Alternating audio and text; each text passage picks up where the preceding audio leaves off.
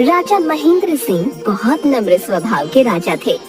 वे अपने पड़ोसी राजाओं से मैत्री भाव रखते थे, कभी किसी पर क्रोधित नहीं होते। उन्होंने जीवन में केवल एक बार युद्ध किया था। वो युद्ध भी शत्रु राजा से संधि हो जाने के कारण हार जीत के निर्णय से पहले ही रोक दिया गया। राजा महेंद्र सिंह की आदत थी कि वो इस युद्ध के बहाने अपनी वीरता की बड़ी बड़ी डींगे मारता रहता। महाराज, आपकी तलवार की धार कम हो गई है। मेरी तलवार की धार तुम क्या जानो मंत्री? मैं कुछ समझा नहीं महाराज। युद्ध में जब मेरे बाण से भैरवनाथ का धनुष टूट गया था, तब मैंने उसे अपनी तलवार दी। युद्ध बराबरी का होना चाहिए, निहत्थे शत्रु पर वार नहीं किया जा सकता। किंतु वो दुष्ट मेरी ही तलवार लेकर मुझ पर ही चिल्लाने लगा। मैं क्रोध में रथ से नीचे उतरा। जानते हो, धरती पर मेरे कदम पड़ते ही भूकंप आ गया। धरती कांपने लगी। जहाँ मेरे कदम पड़े वहाँ भूमि अंदर धस गई। ये देख बेचारे भैरवनाथ की तो बुरी दशा हो गई। तब से मैंने मातृभूमि की खातिर क्रोध करना छोड़ दिया है। महाराज, आप महान हैं। तभी दरबान आता है। महाराज की जय हो। महाराज, राज्य से कुछ लोग आए हैं। महाराज हाँ में सिर हिलाते हैं। महाराज, कल से 5 दिवस चलने वाला महाभोज प्रारंभ हो रहा है। हम चाहते हैं कि प्रथम भोज आप ग्रहण करें। हाँ हाँ, क्यों नहीं, हम अवश्य आएंगे। अगले दिन राजा मंत्रियों एवं पुरोहितों सहित पंगत में बैठता है। वो बहुत से भोजन गपागप खा गए। सब हैरान होकर देखते रह गए। अरे, आप लोग ऐसे क्या देख रहे हैं? मुझ में 10 हाथियों की शक्ति है। उसके लिए इतना भोजन तो चाहिए ना। क्या कहा महाराज? 10 हाथी? हाँ हाँ, यदि मेरे दाएं और बाएं पेड़ लगे हों, तो मैं दोनों को एक साथ आराम से उखाड़ कर फेंक सकता हूँ। महाराज जानते हैं, एक बार युद्ध में मैंने भैरवनाथ के सेनापति को एक हाथ से उठाकर हवा में उछाल दिया था। उसे देखकर उसकी पूरी सेना भाग खड़ी हुई थी। चलिए आपको करके दिखाता हूँ। 2 लोग आइए, दोनों को गर्दन से पकड़कर एक साथ ऊपर उठाता हूँ। इसी बहाने भोजन भी पच जाएगा। नहीं नहीं महाराज, हम जानते हैं आप बहुत ताकतवर हैं। संध्या समय राजा रानी के साथ बगीचे में टहल रहे थे। रानी, मेरे राज में मौज कर लो। तुम बहुत खुश नसीब हो जो मेरी रानी हो। महाराज आप भी ना। यदि मैं इस राज्य का राजा ना होता तो भैरवनाथ वो युद्ध जीतकर सबको अपना दास बना लेता। फिर ये राजयोग नहीं नसीब होता। भैरवनाथ बहुत प्रतापी है क्या? हाँ, सारे राजा तो उसके नाम से ही डरते हैं, और वो मेरे नाम से।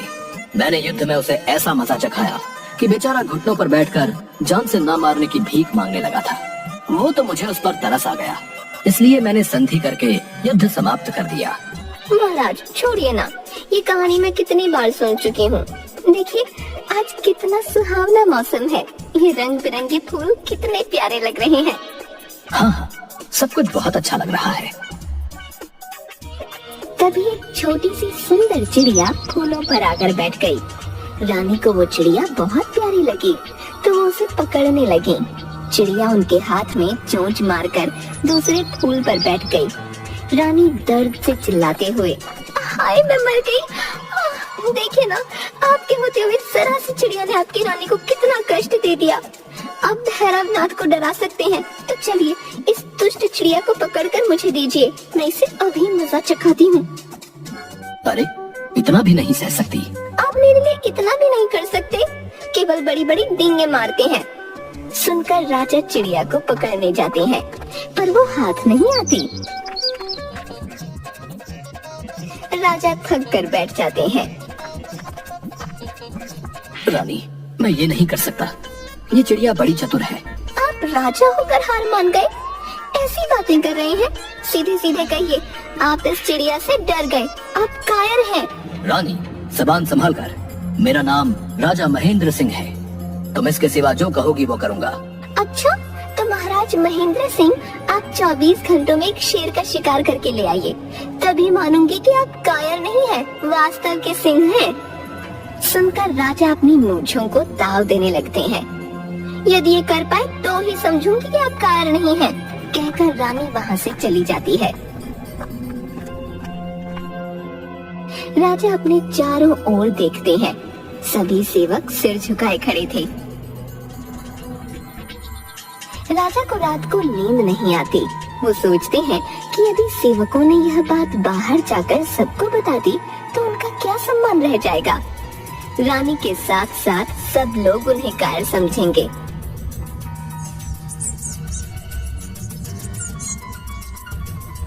अगले दिन मंत्री राजा के पास आता है।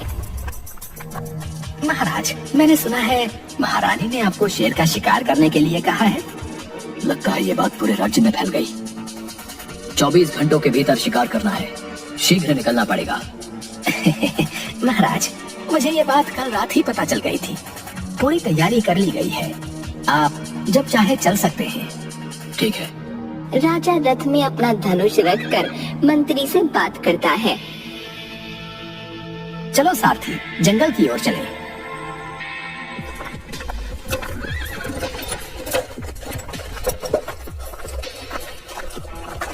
राजा का रथ और कुछ सिपाही जंगल में पहुंच जाते हैं। बहुत ढूंढने पर भी उन्हें कोई शेर नहीं मिलता।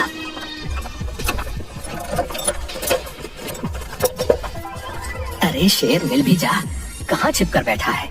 देख, तुझसे मिलने राजा महेंद्र सिंह खुद चलकर आए हैं। सभी सिपाही उसकी बात सुनकर हंसने लगे।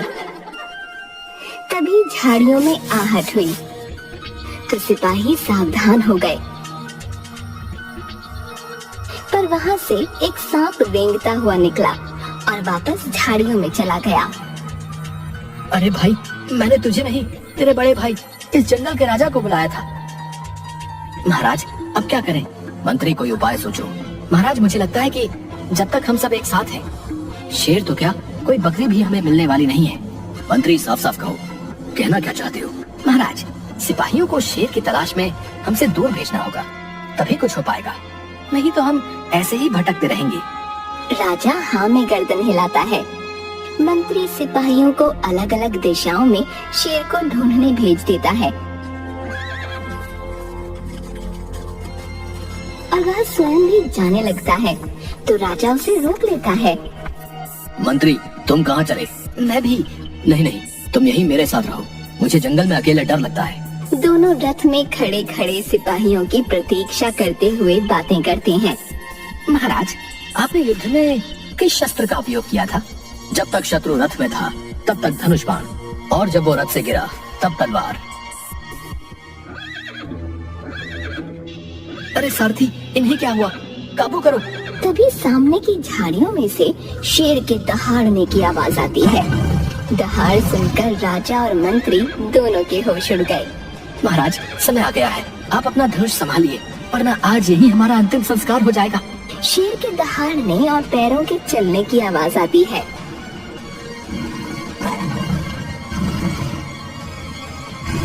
मंत्री, बाण तुम चलाओ, मेरा निशाना थोड़ा कमजोर है। महाराज, हाँ, तो मैं केवल तलवार चला सकता हूँ। शेर जोर से दहाड़ता है। मंत्री रथ में से धनुष उठाता है, पर वहाँ बाण नहीं थे। महाराज, बाण कहाँ है? मैं क्या जानूं, यही होंगे, ध्यान से देखो। लगता है अब तरकश रखना ही भूल गए। तभी शेर दहाड़ता हुआ पत्तों में से निकलकर सामने आ गया। घोड़े रथ को लेकर अंधाधुंध भागने लगे।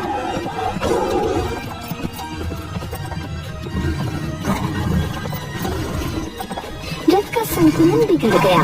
राजा और मंत्री दोनों डरकर बैठ गए। तभी रथ एक पेड़ से टकराया और उसका एक हिस्सा टूट गया, पर घोड़े नहीं रुके।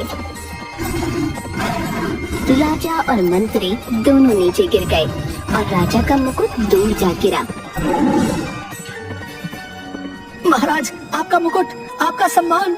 अरे मंत्री, छोड़ो मुकुट और सम्मान, पहले जान तो बचे। तभी शेर दहाड़ता हुआ उनके पास भागता हुआ आने लगा। महाराज, मैं और नहीं भाग सकता, चलिए किसी पेड़ पर चढ़ जाते हैं। मुझे ऊंचाई से डर लगता है, मैं केवल भाग सकता हूँ। मंत्री ने पीछे मुड़कर देखा तो शेर भागता हुआ आ रहा था। एक ऊंचा पेड़ आने पर वो उस पर चढ़ गया। जब राजा ने पीछे मुड़कर देखा तो मंत्री नहीं था। धोखेबाज कहीं का, मरने के लिए छोड़ गया।